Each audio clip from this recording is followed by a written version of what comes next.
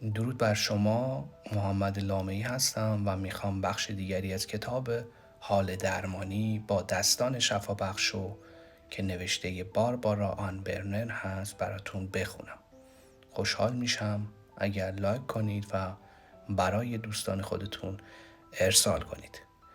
تقدیم به همه کسانی که در راه سفر به خانه اند.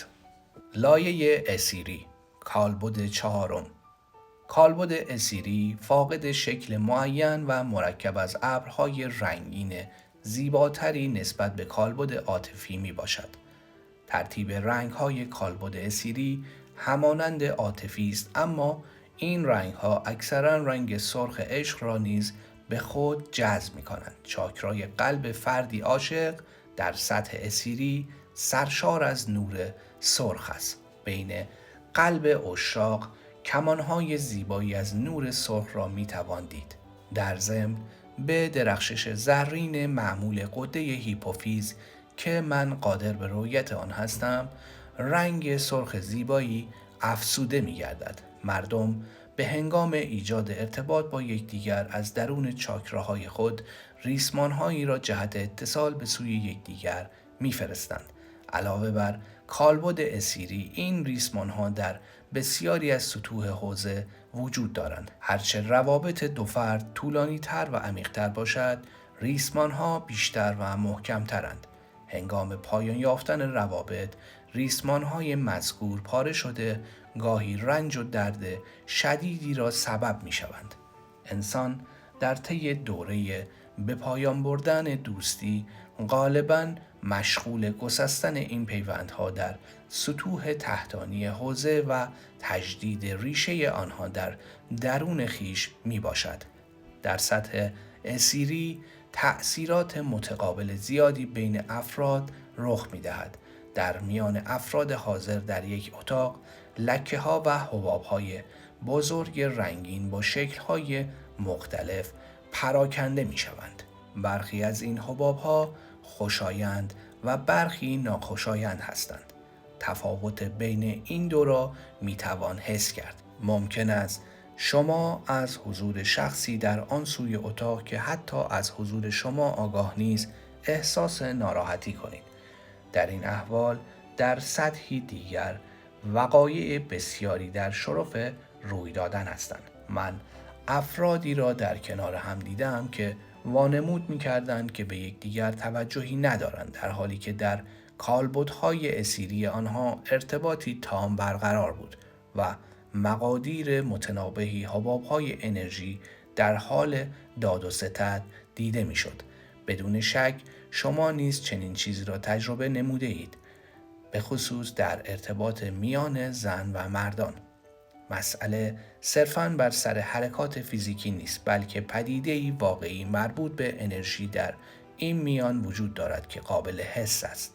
به عنوان مثال، وقتی مرد یا زنی در خیال خود با فردی رابطه نزدیک برقرار می کند، صرفاً در یک رستوران یا میهمانی آنچه بین حوزه‌های انرژی رخ می‌دهد محکی عملی است، بدین منظور که آیا حوزه‌ها با یکدیگر هماهنگ و دو فرد با هم سازگار هستند یا نه. در فصل 9 پیرامون پدیده تأثیرات متقابل حاله‌ها بر یکدیگر بیشتر بحث خواهد شد. چیزی جز تأثیرات علت و معلولی دراز مدت نیست که آن نیز به بخش‌های مختلف وجودی ما مربوط می‌گردد. پس آفرینش منشأ فردی و جمعی دارد و البته در این میان گروه‌های کوچکتری هم وجود دارند که در درون گروه‌های بزرگتر قرار داشته همگی به تار و پود عظیم زندگی خلاق افسوده می‌گردند. از این زاویه می‌توان همانند کودکی با شگفتی به شکوه پهنه حیات نگریست.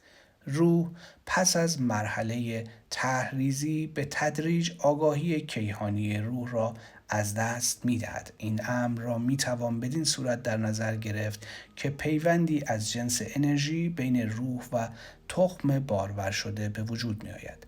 در این هنگام یک زهدان اتری نیز تشکیل می‌شود تا روحی را که وارد آن خواهد شد از هر گونه تأثیری بجز تأثیرات مادری حفظ نماید. در حالی که جسم در درون زهدان مادر رشد می کند، روح به تدریج جاذبه آن را حس می کند و به طور آگاهانه با آن ارتباط برقرار می نماید. روح به طور ناگهانی و در یک لحظه کاملا از این رابطه آگاه می شود و در این هنگام آذرخشی قدرتمند از جنس انرژی آگاه به سوی جسم در حال شکل‌گیری شلیک می شود و به درون آن حلول می کند.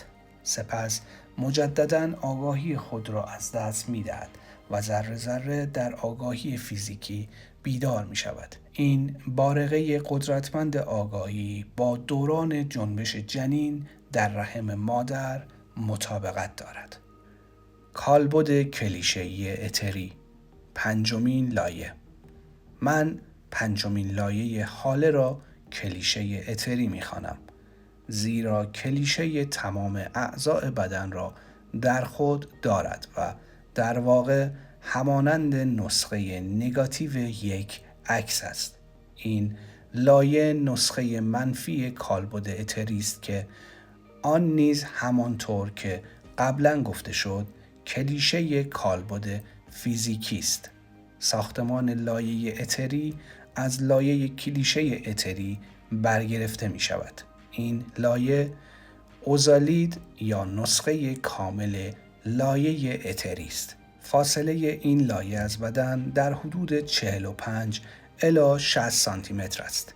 در موارد بیماری هنگامی که شکل لایه اتری مغشوش می شود، عمل لایه کلیشه اتری برای تصحیح شکل لایه اتری بسیار ضروری است. در این لایه صوت خالق ماده است و در همین سطح از کالبد صوت بیشترین اثر درمانی را داراست. مورد اخیر در فصل 23 که به درمان اختصاص دارد به طور کامل تشریح خواهد شد. از زاویه دید حساس من این لایه همچون خطوطی روشن و شفاف در زمینه‌ای به رنگ آبی هستند که به یک طرح آبی نقشه کشی شباهت زیادی دارد، با این تفاوت که طرح کلیشه اتری در بعد دیگری وجود دارد. به نظر می رسد با پر کردن فضای زمینه شکلی به وجود می آید و خطوط باقی مانده خود قالب مورد نظر را می سازند. ذکر یک مثال و مقایسه به وجود آمدن یک کره در هندسه اقلیدسی و فضای اتری مطلب فوق را روشن می نماید. در هندسه اقلیدسی برای به وجود آوردن یک کره ابتدا نقطه را تعریف می کنند. رسم یک شعاع به مرکز مذکور و به تمام جهات ابعاد سگانه سطح کره را به وجود می آورد. در یک فضای اتری که می توان آن را فضای منفی نامید، برای تشکیل کره روند معکوس رخ می دهد، بدین طریق که تعداد بی‌نهایتی از سطوح از تمام جهات فضا را اشغال می کنند و تنها یک فضای کروی توخالی باقی می ماند. این شکل معرف کره است. این کره به وسیله صفحات مذکور اشغال نشده است. بنابراین لایه کلیشه‌ای اتری حوزه فضایی منفی را به وجود می آورد که قالبی برای رشد لایه اول یا لایه اتری است. کلیشه اتری قالب کالبد اتری است که ساختمان شبکه‌ای یا حوزه انرژی منتظم را تشکیل می دهد و کالبد فیزیکی روی آن رشد می کند. به این ترتیب لایه کلیشه‌ای اتری حوزه انرژی کیهانی تمام اشکال و قالب‌های موجود در طبقه فیزیکی بجز محتویات خود لایه کلیشه‌ای را شامل می شود. این قالب‌ها در فضای منفی وجود داشته فضای خالی را به وجود می آورند که ساختمان شبکه‌ای اتری در آن رشد می کند و تجلی فیزیکی بر اساس آن پا به عرصه وجود می گذارد. در رویت حاله می توان با تمرکز بر فرکانس ارتعاشی لایه پنجم به طور اخص فقط همان لایه را مشاهده نمود. من با انجام این کار شکل حاله فرد را بدین صورت می بینم که در حدود 75 سانتی متر از بدن او فاصله داشته و به یک تخم مرغ باریک شباهت دارد. این تصویر شامل تمام اعضای حوزه من جمله چاکراها، اعضا و جوارح بدن و بخش‌های دیگر آن مانند دست، پا و غیره در حالت منفی است. به نظر می رسد تمام این جوارح از خطوطی شفاف بر زمینه‌ای به رنگ آبی تیره که فضایی منجمد و ساکن است تشکیل شدند. هنگامی که خود را برای رؤیت این سطح از حاله تنظیم می کنم، علاوه بر سوژه مورد نظر می توانم تمام اشیاء اطراف خود را از این بعد ببینم. هنگامی که دستگاه حسی خود را در این سطح تنظیم می کنم، به نظر می رسد این عمل به طور خودکار رخ می دهد.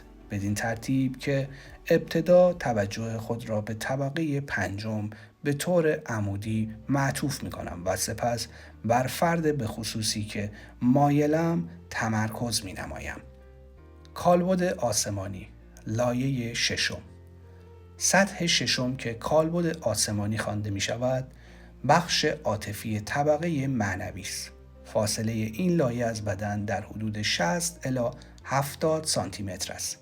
در این سطح جذبه عمومی تجربه می شود و می توان به وسیله مدیتیشن و سایر طرق انتقالی که در این کتاب ذکر شده‌اند به این طبقه دست یافت. وقتی به نقطه‌ای می رسیم که جایگاه بودن و شناخت رابطه خیش با عالم است، هنگامی که نور و عشق را در تمام موجودات هستی می بینیم، وقتی که در نور شناور می شویم و حس می کنیم با هم یکی هستیم و با خداوند وحدت حاصل کرده ایم، آگاهی خود را تا طبقه ششم ارتقا بخشیده ایم.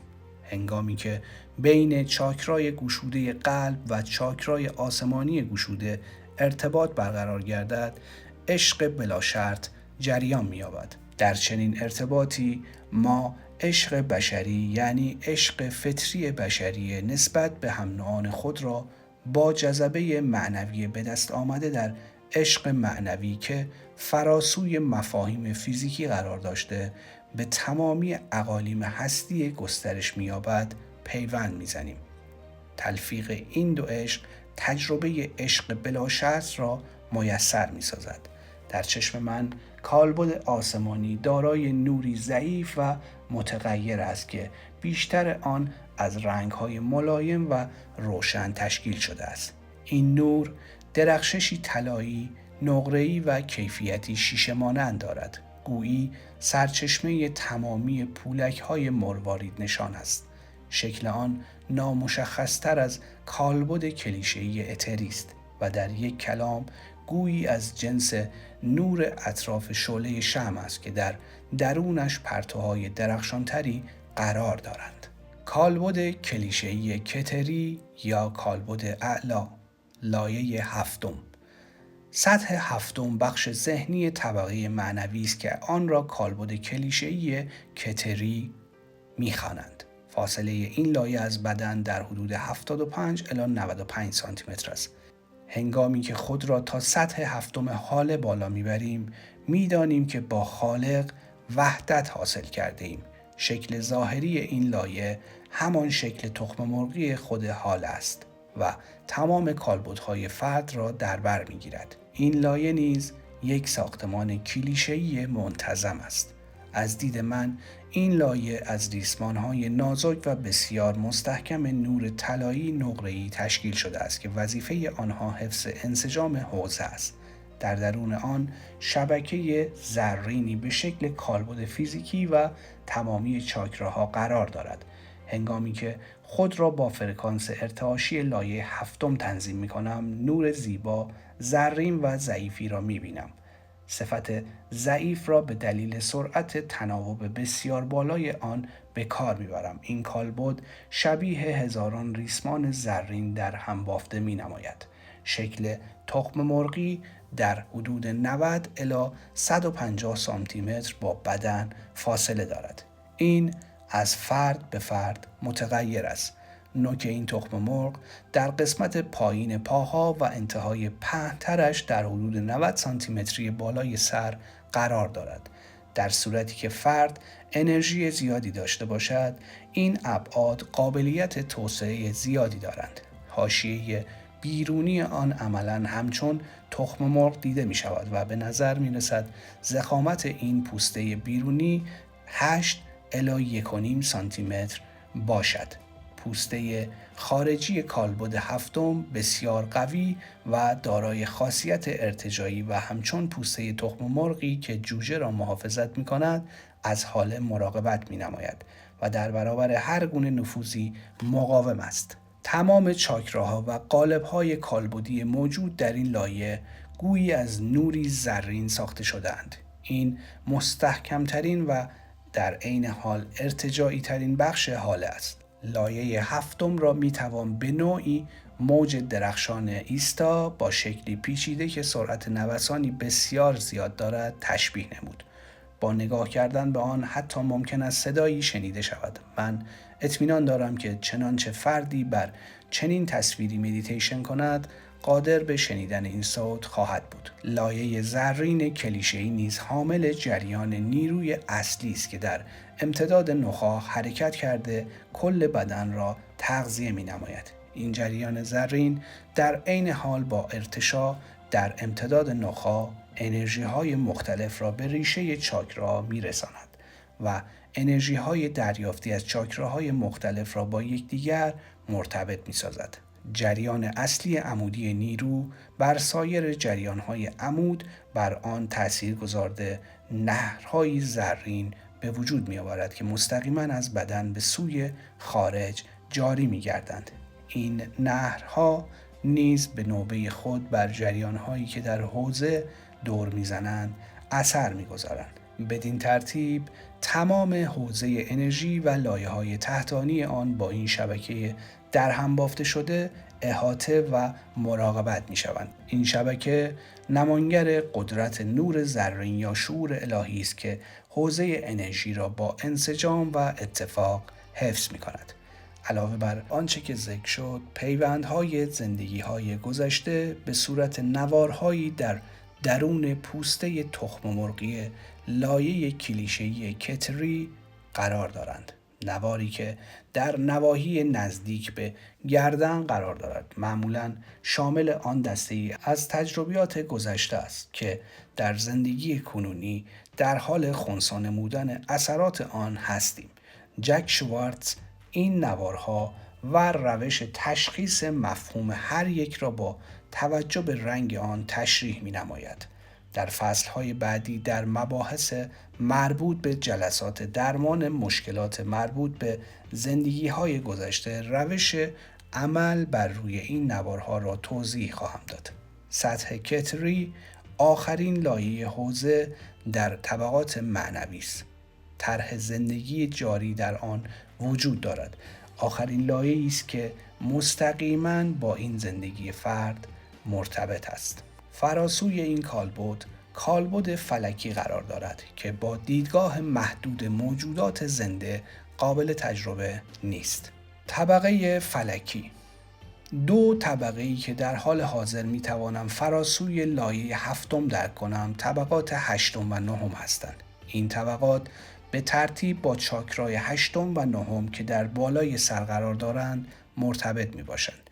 به نظر می رسد هر یک از این طبقات طبیعتی بلورین داشته، دارای ارتشاعات بسیار ظریف و سریعی می باشند. ظاهراً این دو لایه نیز از قاعده لایه‌های فرد و زوج تبعیت می‌کنند، بدین ترتیب که لایه هشتم ماده خام و لایه نهم ساختمان منتظم را در خود دارند. سطح هشتم بیشتر مانند عنصری سیال و سطح نهم همچون کلیشه‌ای بلورین از هر آنچه که پایین‌تر از آن قرار دارد می باشد. اگرچه این لایه‌ها واقعی هستند، اما من در لابلای آثار مکتوب مطلبی در مورد آنان نیافتم. درباره این طبقات بجز روش‌های درمانی بسیار قدرتمندی که از راهنمایان معنویم آموختم اطلاعات چندانی ندارم. در مورد این روش‌ها در فصل 22 خواهم نوشت. تشخیص حوزه انرژی. به یاد داشتن این امر ضروری است که هنگامی که قدرت روشنبینی خود را شکوفا می کنید، به احتمال زیاد صرفاً قادر به تشخیص سطوح تحتانی بدون توان تفکیک آنها از یکدیگر خواهید بود. در این مرحله احتمالاً تصاویر مبهم و رنگ‌هایی را خواهید دید. با پیشرفت بیشتر حواس خود را با ارتعاشات هرچه بالاتر تنظیم خواهید نمود و خواهید توانست کالبدهای برتر را تشخیص دهید. در این مرحله همچنین می توانید لایه‌ها را از یکدیگر تفکیک نموده و بر لایه مورد نظر تمرکز کنید. در بیشتر تصاویر چند فصل بعدی فقط 3 یا 4 لایه تحتانی ترسیم شده است. وجه تمایز بین لایه‌ها مشخص نگشته و در بیشتر موارد به نظر می رسد در هم ادغام شده و به اتفاق عمل می کنند. در اکثر موارد ما دارای عواطف تحتانی، الگوهای فکری، بینایی و احساسات فردی در هم آمیخته و مغشوشی هستیم و در تشخیص هر یک و تفکیک آنها از یکدیگر مهارت زیادی نداریم. بخشی از این اختلاط حتی در حاله ما قابل تشخیص است. بسیاری از اوقات به نظر می رسد که کالبدهای ذهنی و عاطفی به عنوان یک الگوی واحد و مغشوش عمل می کنند. در موارد درمانی که ذیلاً تشریح می گردند، تمایز زیادی بین کالبدها قائل نشده ایم. اما در روند درمانی یا هر روند دیگر لایه‌های حاله فرد از این متمایزترند. توانایی بیمار در تفکیک عواطف اصلی، الگوهای فکری و عواطف برتری چون عشق بلا شرط که در سطوح برتر حال وجود دارند بسیار بیش از این است. این تشخیص در جریان درک رابطه علتها و معلولها که در فصل 15 تشریح می‌گردد به وجود می‌آید. بدین ترتیب که بیمار به تدریج کیفیت تأثیر سیستم باورهای خود را بر افکار موجود در کالبد ذهنی درک می‌نماید. آثار این روند به ترتیب به عواطف لایه اتری و نهایتاً کالبد فیزیکی منتقل می‌گردد. با چنین بینشی فرد قادر می‌گردد لایه‌های مختلف حوزه انرژی را از یکدیگر تشخیص دهد. هنگامی که بیمار شفافتر شده نسبت به احساسات فیزیکی و عاطفی، افکار و در نتیجه اعمال خود هوشیاری بیشتری به دست آورد، لایه‌های مختلف حوزه عملاً واضح‌تر و متمایز می‌گردند. عمل تشخیص سطوح حاله از یکدیگر در جلسات درمانی که در پی نقل می‌گردند اهمیت بسیاری خواهد داشت. پاسخ به پرسش‌های مربوط به تمرینات مشاهده حاله. تقریباً همواره جهت گردش انرژی در مسیری دایره‌وار از چپ به راست است. توقف این جریان بسیار ناخوشایند است و معمولاً متوقف نمودن کل جریان غیر ممکن می باشد. احساس وجود شیئی در میان دستها در اثر احساس قلقلک توأم با فشار به وجود می آید که تا حدودی شبیه الکتریسیته ساکن است. هنگام برخورد دو حاشیه کالبد انرژی احساس سوزن و فشار خفیفی به وجود می آید. وقتی حاشیه مذکور با پوست بدن تماس حاصل می کند، احساس قلقلک و فشاری مختصر روی سطح پوست حادث می گردد. با رسم دایره روی کف دست در محلی که دایره قرار دارد حس قلقلک قابل تشخیص است. بیشتر افرادی که مایل به تشخیص حاله هستند مهی در اطراف انگشتان خود مشاهده می کنند. این مه تا حدودی شبیه موج گرمای متصاعد از یک رادیاتور شوفاژ است. در این مه گاهی رنگ‌های مختلفی چون آبی کمرنگ به چشم می‌خورند. معمولاً افراد ابتدا آن را بیرنگ می‌بینند. هنگامی که مه یک انگشت با دیگری تماس حاصل نماید، مانند تافی به نظر می‌رسند. وقتی که انگشتان خود را از مقابل هم حرکت دهید به نحوی که انگشتان غیر قرینه دو دست در مقابل یکدیگر قرار گیرند، حاله ابتدا همان انگشت قبلی را دنبال می کند ولی سپس به مقابل انگشت روبروی خود می جهد. مروری بر فصل هفتم.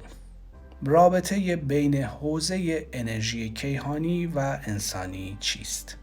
کالبد اتری چه شکلی است و کالبد عاطفی چه تفاوتی دارد؟ 3 وظیفه اصلی چاکرا کدامند؟ چرا هر چاکرا رنگ خاصی دارد؟ چاکرای قلب در کجا واقع است؟ چاکراها با کدام یک از اعضای داخلی مرتبط هستند؟ 7 لایه نخستین حاله و وظایف آنها را توضیح دهید. رابطه بین چاکراها و لایه‌های حوزه را توضیح دهید. چاکراهای 8 و 9 در کجا قرار دارند؟ یکی از چاکراهای لایه 7 حاله را تشریح کنید. جریان نیروی عمودی اصلی در کجا واقع است؟ کدام لایه طبقات مختلف حاله را در کنار یکدیگر نگاه می‌دارد؟ در کدام لایه حوزه انرژی عواطف ظاهر می‌شوند؟ بخش سوم، محرک‌های روانی و حوزه انرژی انسان. نور زرین شعله شمع بر سریر نور تیره برخاسته از فتیله نشسته است. ظهار. مقدمه. تجربه درمانی. در یکی از جلسات روان درمانی برای نخستین بار به عنوان فردی بالغ به طور آگاهانه حاله را رؤیت نمودم. در این دوره نه تنها مجاز به مشاهده دقیق حال افراد بودم، بلکه به این امر تشویق شده بودم. در طی ساعات طولانی که به درمان اشتغال داشتم، محرک‌های روانی بسیاری از افراد را مشاهده کردم. این امتیازی واقعی بود، زیرا قوانین اخلاقی مرسوم جامعه در مقابل چنین اعمالی مرزهای مشخصی تعیین می‌کنند. اطمینان دارم که همه شما چنین تجربه‌ای داشته اید که در اتوبوس یا رستورانی به غریبه‌ای توجه می‌کنید و پس از مدتی کوتاه نگاهتان با یکدیگر تلاقی می‌کند و او بدون به کار بردن حرکات یا کلام به خصوصی به شما می‌فهماند که بهتر است دست از نگاه کردن بردارید. اصولاً او چگونه متوجه نگاه شما شد؟ او حضور شما را به واسطه حوزه انرژی خود تشخیص داد. در وهله بعدی چرا شما را از نگاه کردن باز داشت؟ مردم در چنین مواردی بسیار عصبی می شوند. بیشتر ما مایل نیستیم که انگیزه های فردیمان مورد شناسایی دیگران واقع شوند و از آنچه که سایرین با نگاه خود در میابند شرمنده می شویم. همه ما مشکلاتی داریم و تلاش می‌کنیم حداقل برخی از آنان را پنهان کنیم. در این بخش درباره انعکاس تجربیات فردی من جمله مشکلات در حوزه انرژی بحث می‌کنم و ارتباط آن را با رواندرمانی جسمی و ساختار شخصیتی به گونه‌ای که توسط علم انرژی حیات تعریف شده است بررسی خواهم کرد. اما ابتدا بر اساس رابطه رواندرمانی با دوران رشد کودک بحث را آغاز می‌کنم. پیرامون رشد و شکوفایی انسان مطالعات عدیده‌ای صورت گرفته است. اریک اریکسون به دلیل تلاش‌هایش در جهت تعیین مرز مراحل مختلف رشد و نمو مشهور می‌باشد. مراحل فوق مانند مرحله شفاهی، نوجوانی، بزرگسالی و غیره به اصطلاحاتی در زبان روزمره مبدل شدند. در هیچ یک از تحقیقات نامی از حاله برده نشده است، زیرا این پدیده برای بیشتر محققین ناشناخته است، اما به هنگام بررسی آرایش روانی و روند رشد فرد، حاله اطلاعات ذی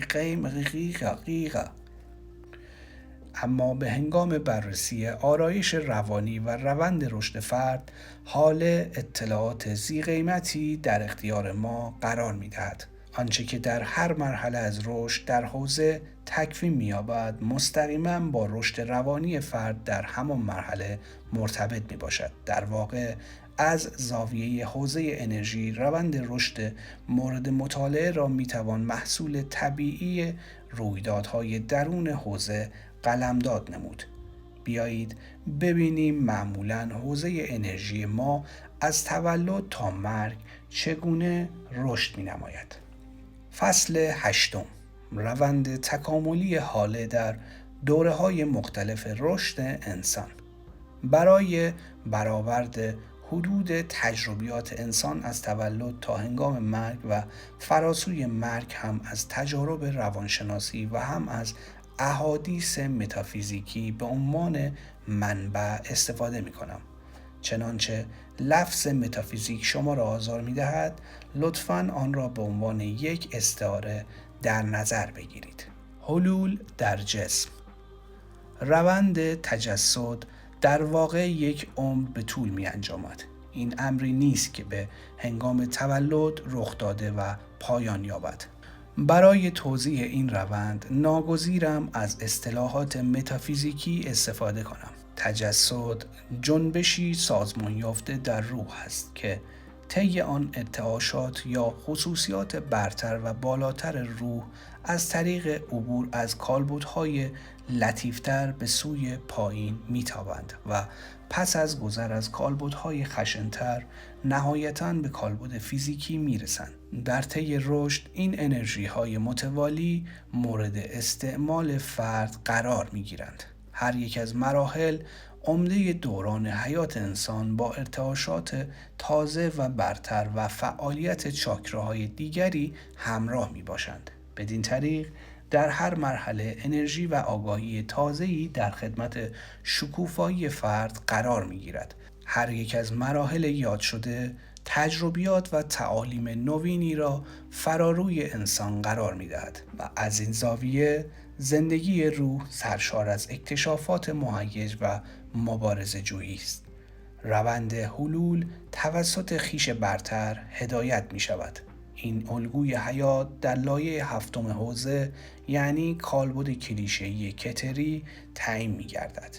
این الگوی متغیر است که پا به پای گزینش‌های فرد بر اساس اراده آزاد او در جریان حیات و رشد وی تغییر می‌یابد.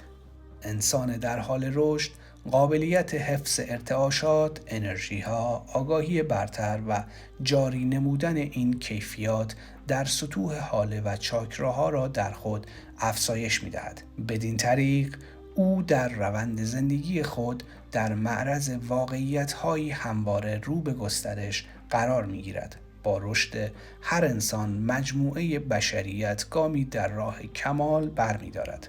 معمولاً هر نسلی نسبت به نسل پیشین دارای قابلیت بیشتری در حفظ ارتعاشات برتر می باشد تا بدین طریق مجموعه بشریت در طرح تکاملی خود به سوی ارتعاشات بالاتر و ابعاد گسترده تری از واقعیت به پیش رود. این اصل تکاملی نژاد بشر در بسیاری از کتب مذهبی مانند کابالا، بهاگاوات گیتا، اوپانیشادها و سایر کتب مورد اشاره قرار گرفته است. عمل حلول پیش از این توسط مادام بلاواتسکی و اخیراً توسط آلیس بیلی، فوب بندیت و ایوا پیراکس مورد بحث قرار گرفته است. بنابر اظهارات پیراکس، روحی که می‌خواهد حلول یا تجسد یابد برای تحریزی زندگی که در پیش دارد با یکی از راهنمایان معنوی ملاقات می‌کند.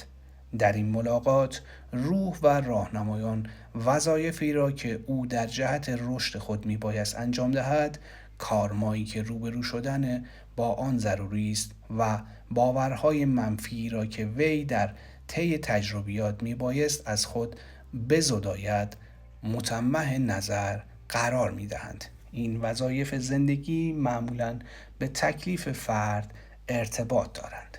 به عنوان مثال شاید فرد میباید قابلیت رهبری را در خود تقویت کند، چنین فردی پس از ورود به کالبد فیزیکی با شرایطی روبرو می شود که در آنها رهبری در حکم کلید است. شرایط هر فرد کاملا با دیگری متفاوت خواهد بود، اما کانون تجربیات رهبری است. ممکن است کسی در خانواده‌ای که در رهبری پیشینه‌ای طولانی دارد متولد شود، مانند سلسله طویلی از رؤسای یک شرکت که مورد احترام بودند یا رهبران سیاسی. این در حالی است که ممکن است دیگری در خانواده‌ای که فاقد چنین سابقه‌ای است چشم بگشاید و رهبران را به دیده منفی بنگرد، یعنی افرادی که یا باید ساقط شوند یا اینکه میبایست بر آنها شورید. تکلیف چنین فردی برخوردی متعادل و مسالمت‌آمیز با این امر است. بنا به اظهارات ایوا پرایکس، میزان مشاوره‌ای که روح از راهنمایان خود دریافت می‌کند تا وقایع و شرایط زندگی خود را تعیین کند به درجه بلوغ او بستگی دارد. والدینی برگزیده می‌شوند تا محیط و تجربیات فیزیکی مورد نیاز را فراهم کنند. این گزینش‌ها میزان آمیزش انرژی‌ها را تعیین می‌کند که در نهایت به تجلی ابزار فیزیکی منجر می‌گردند تا روح برای انجام تکلیفش در آن حلول یابد. مقدار این انرژی ها بسیار دقیق بوده. روح را دقیقاً با مقدار انرژی مورد نیاز برای انجام وظیفه‌اش تجهیز می کند. روح هم وظیفه‌ای شخصی را برای آموزش فردی به عهده می گیرد و هم تکلیف جهانی را که برکتی برای دنیا به دنبال دارد. این نقشه آنچنان دقیق و منحصر به فرد است که فرد با انجام تکلیف فردی انرژی‌های مورد نیاز روح برای آغاز مسیر تکلیف جهانی را آزاد می‌سازد. در مثال پیشین در مورد رهبری لازم است که فرد پیش از انجام نقش رهبری در حوزه عملیات مورد نظر کیفیات و مهارت‌های لازم را کسب کند. او ممکن است از مهابت سلسله طویل نیاکان خود که رهبرانی برجسته بودند دچار وحشت شود، یا شاید واکنش او در برابر چنین میراثی الهامی باشد مبنی بر ادامه این راه. هر یک از موارد یاد شده متفاوت بوده، دارای جنبه‌ای بسیار فردی می باشد که بر مبنای یگانگی روحی که برای آموختن به دنیا آمده است تعیین می گردد. طرح حیات واقعیات محتمل بسیاری در خود دارد و این امر طیف وسیعی از گزینش‌های مختلف بر اساس اختیار را ممکن می‌سازد. قانون علت و معلول در تار و پود این ساختار حیاتی تنیده می‌شود. ما آفریننده واقعیات خود هستیم و این خلاقیت از اجزاء مختلف وجودی ما رخ می‌نماید. اگرچه بیشتر تجربیات ما از دیدگاه علت و معلول قابل درک نمی باشد. با وجود این درک خلقت همواره از این دیدگاه ساده قابل فهم نیست.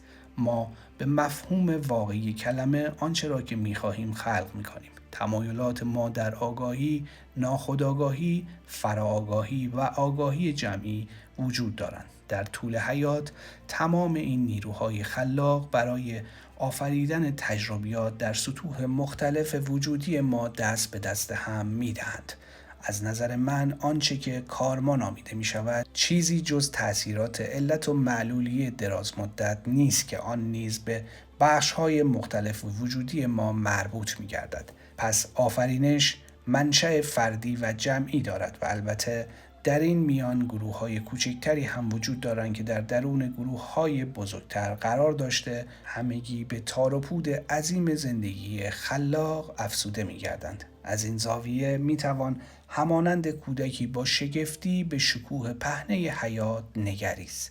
روح پس از مرحله طرح‌ریزی به تدریج آگاهی کیهانی روح را از دست می‌دهد. این امر را می‌توان بدین صورت در نظر گرفت که پیوندی از جنس انرژی بین روح و تخم بارور شده به وجود می‌آید. در این هنگام یک زهدان اتری نیز تشکیل می‌شود تا روحی را که وارد آن خواهد شد از هر گونه تأثیری بجز تأثیرات مادری حفظ نماید.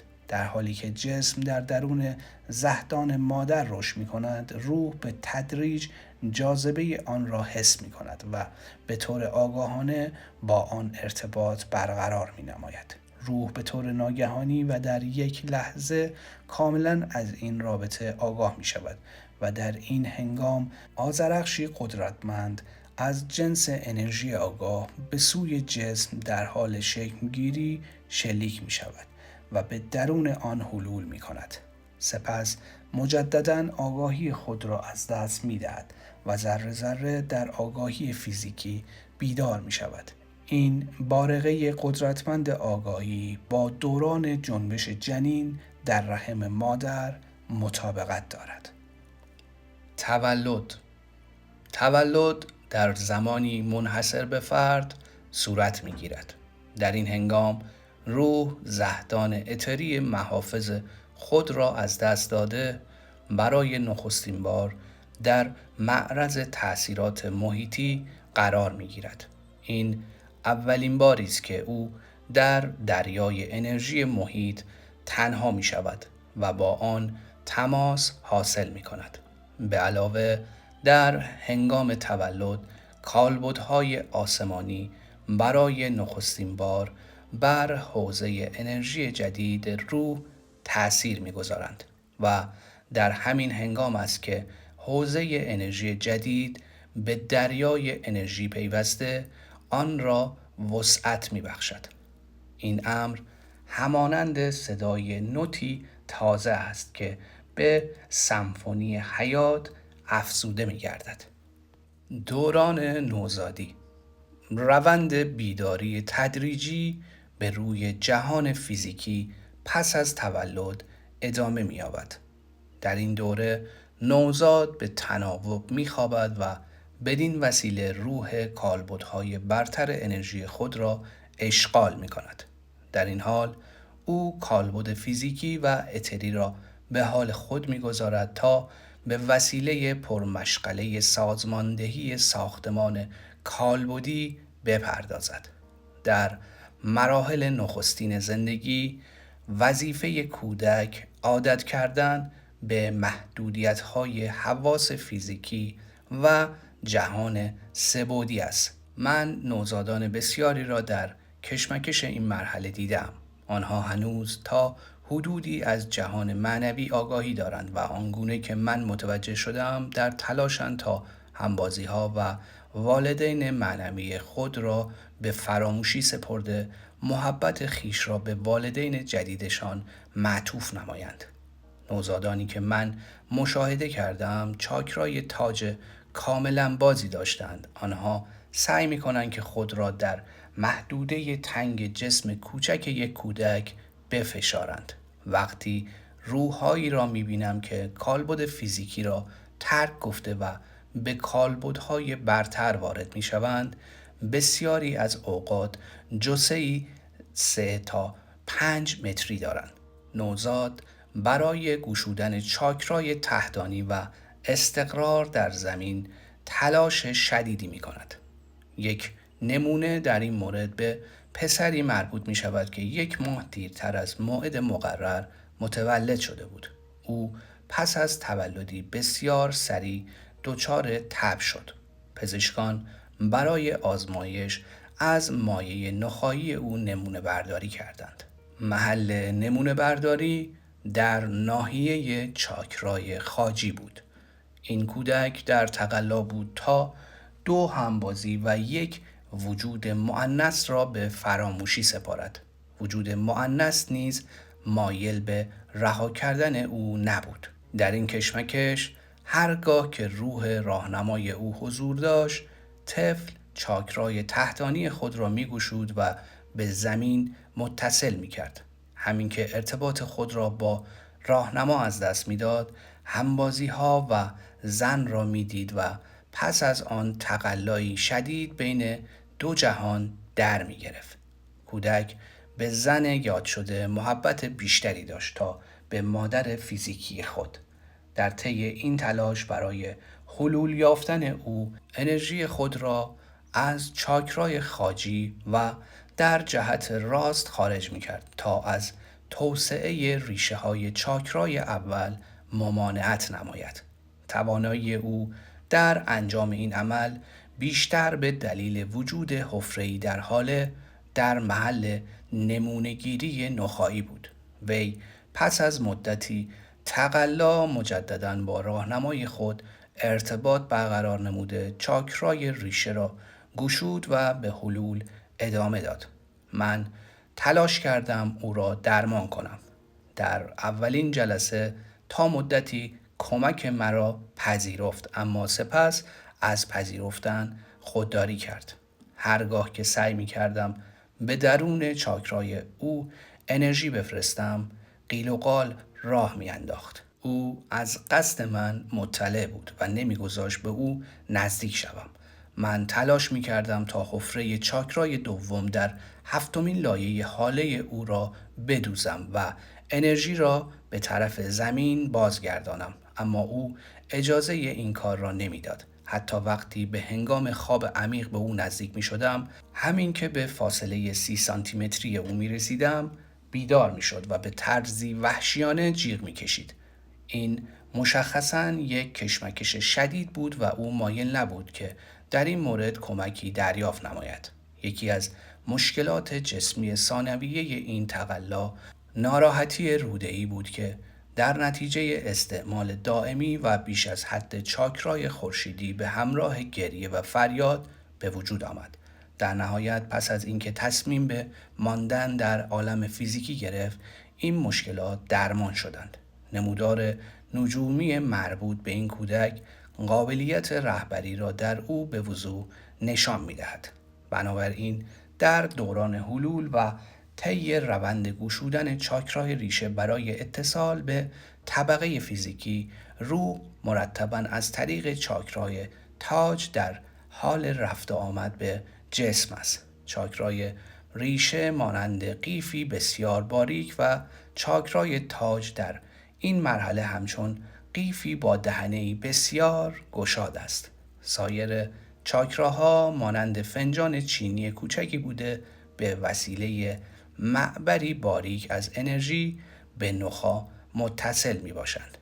در این دوران حوزه انرژی کودک فاقد شکل بوده، دارای رنگ آبی یا خاکستری است. هنگامی که توجه نوزاد به جسمی در طبقه فیزیکی معطوف می شود، حاله او به خصوص در اطراف سر منقبض شده می درخشد و با کم شدن توجه حاله کمرنگ می شود. با وجود این، او بخشی از این تجربه را به صورت رنگ در حاله خیش ذخیره می کند. هر تجربه مقداری رنگ به حاله می افزاید و فردیت او را وسعت می بخشد.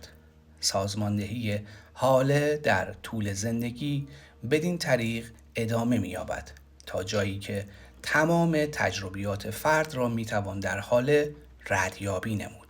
پس از تولد، رابطه‌ای بسیار قدرتمند از جنس انرژی بین مادر و فرزند باقی می ماند. گاهی از این ارتباط به عنوان پلاسمای بیولوژیک نام میبرند. به هنگام تولد این ارتباط دارای بیشترین قدرت است و اگرچه با رشد کودک به تدریج از وضوح آن کاسته می شود، ولی در طول زندگی همچنان باقی است. این ارتباط نسخه روانی بندناف است و کودکان در طی سالیان زندگی به واسطه آن ارتباط خود را با والدین حفظ می نمایند. بسیاری از اوقات با وجود فاصله زیاد بین طرفین این رابطه، در بعد فیزیکی یکی از طرفین از تجربه دهشتناک دیگری آگاه می شود. حوزه انرژی کودکان کاملا باز و در برابر اتمسفری که در آن زندگی می کنند به شدت آسیب پذیر هستند. آنچه که بین پدر و مادر می گذرد، اگرچه آشکار یا مخفی توسط کودک دریافت می گردد. او متناسب با طبع خود دائما نسبت به انرژی های محیطی واکنش نشان می دهد.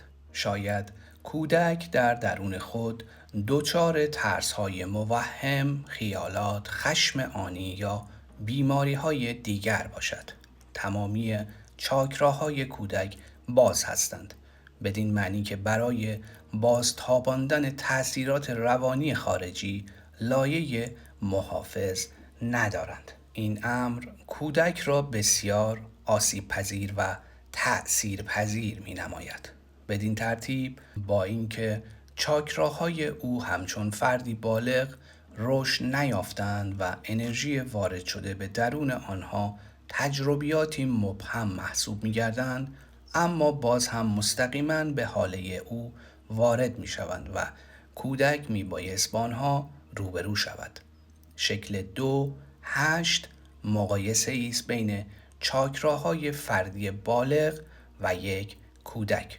در اوان 7 سالگی پرده‌ای محافظ در ناحیه ورودی چاکراها تشکیل می شود که در برابر بسیاری از تأثیرات خارجی که از حوزه انرژی کیهانی نشأت می گیرند در حکم صافی است.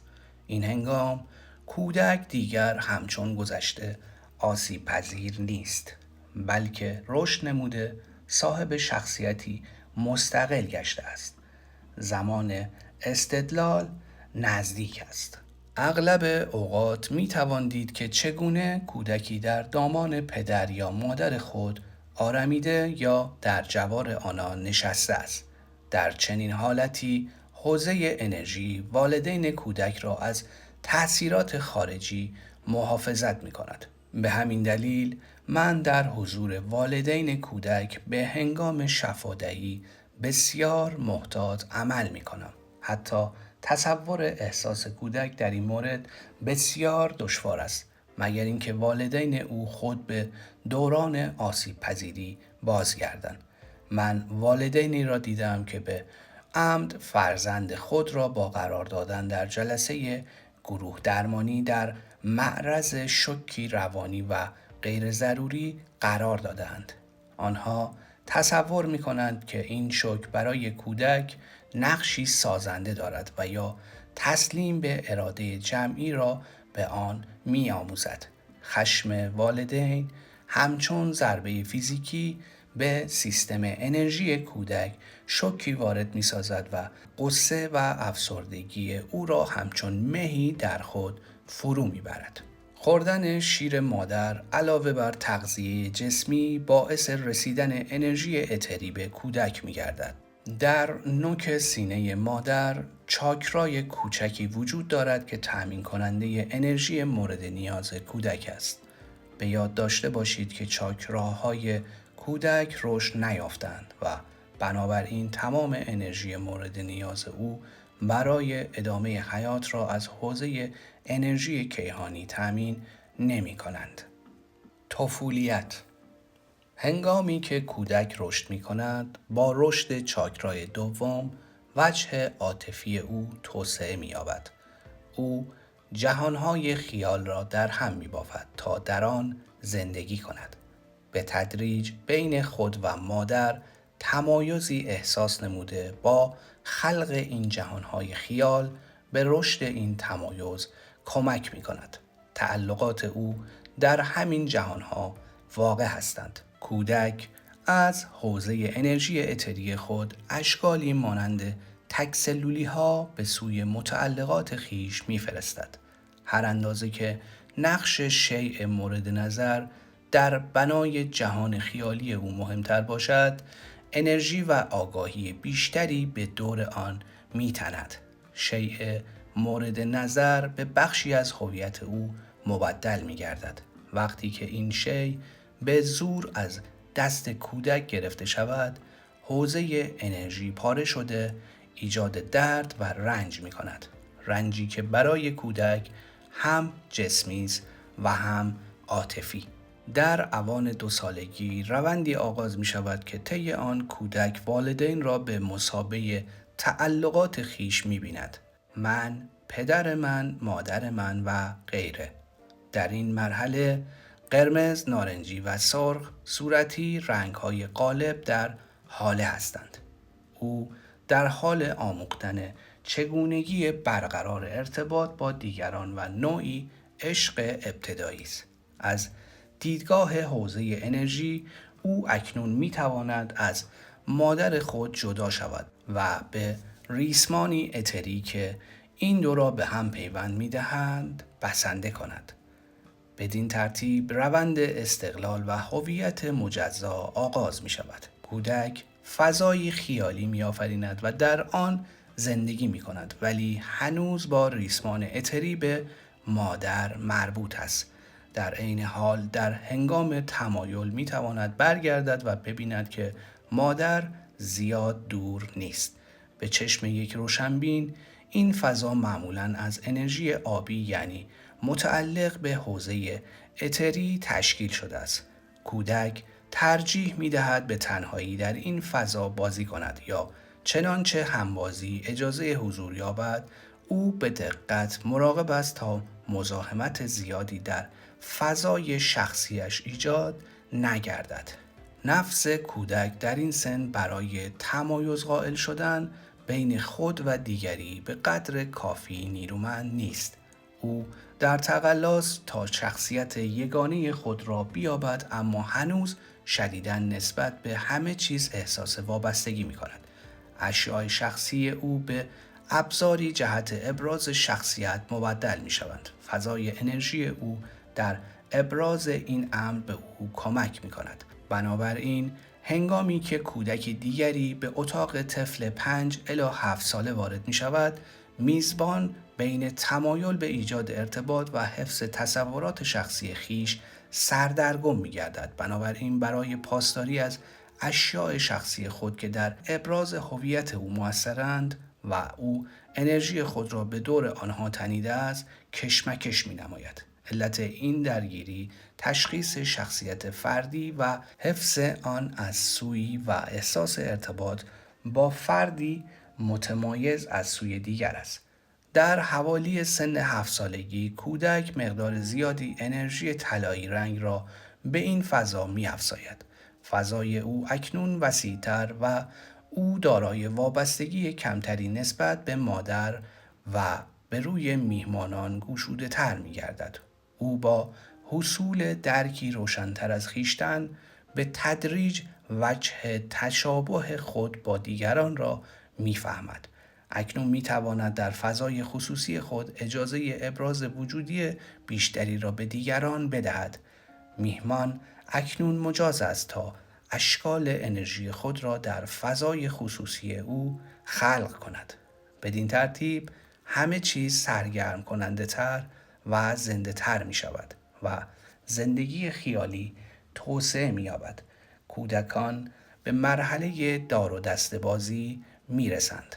یکی از چیزهایی که تمام این اعمال را ممکن می سازد این است که در حدود 7 سالگی تمام چاکراها دارای پرده‌ای محافظ هستند که بسیاری از انرژی های تاثیرگذار حوزه انرژی محیط را تصفیه می کنند. کودک احساس امنیت بیشتری می کند و از دیدگاه حوزه انرژی حقیقتاً صاحب امنیت بیشتری نیز هست. تمرینی برای مشاهده فضاهای روانی. افراد بالغ نیز انرژی خود را به حریم شخصی خود تزریق می کنند. این فضاهای روانی آشیانه‌های امن برای زندگی و موجودیت افراد هستند. سعی کنید فضای روانی دیگران را حس کنید. از این عمل مطالب بسیاری هم در مورد خویش و هم در باره صاحب آن حریم خواهید آموخت. سعی کنید ارتعاشات خود را با فضاهایی که به طور معمول می‌بینید تنظیم نمایید. به اتاق دوستانتان وارد شوید. چه احساسی دارید؟ برایتان خوشایند است؟ مایلید آنجا بمانید یا آنجا را ترک کنید؟ چنانچه فرزندانی دارید به اتاق آنها بروید. به تفاوت‌های موجود در هر یک از اتاقها دقت کنید. این حریم با شخصیت فرزندانتان چه تناسبی دارد؟ چه خصوصیتی از او را بیان می کند؟ آیا رنگ اتاق مناسب حال اوست یا اینکه شما آن را به او تحمیل نموده اید؟ در این مورد بیاندیشید. همین کار را در مورد فروشگاه‌ها آزمایش کنید. من شخصاً ماندن در برخی از فروشگاه‌ها را به دلیل انرژی های موجود در آن غیر ممکن می‌یابم. اکنون آزمایش کوچکی با اجسام به عمل آورید. وسایل شخصی گروه کوچکی را ترجیحاً افرادی که اطلاعات زیادی در موردشان ندارید در کنار هم قرار دهید و جسمی را که بدان جذب می‌شوید انتخاب کنید. آن را در دست بگیرید. چه حسی را القا می‌کند؟ سنگینی، گرما، دوستی، خصومت، غم، شادی، امنیت، خطر، سلامتی و یا بیماری. آیا تصوری به ذهنتان خطور می کند؟ سر فرصت آن را بررسی کنید. این احساس را با صاحب شی در میان بگذارید. مطمئنم که در مورد برخی از حدسیات فوق حق داشته اید. تمرین کنید و مطمئن باشید که دفعه بعد این کار را بهتر انجام خواهید داد. در اینجا یک بخش دیگه از کتاب حال درمانی با دستان شفابخش به پایان رسید. امیدوارم که براتون مفید بوده باشه و من رو حمایت کنید. تا درودی دیگر، بدرود.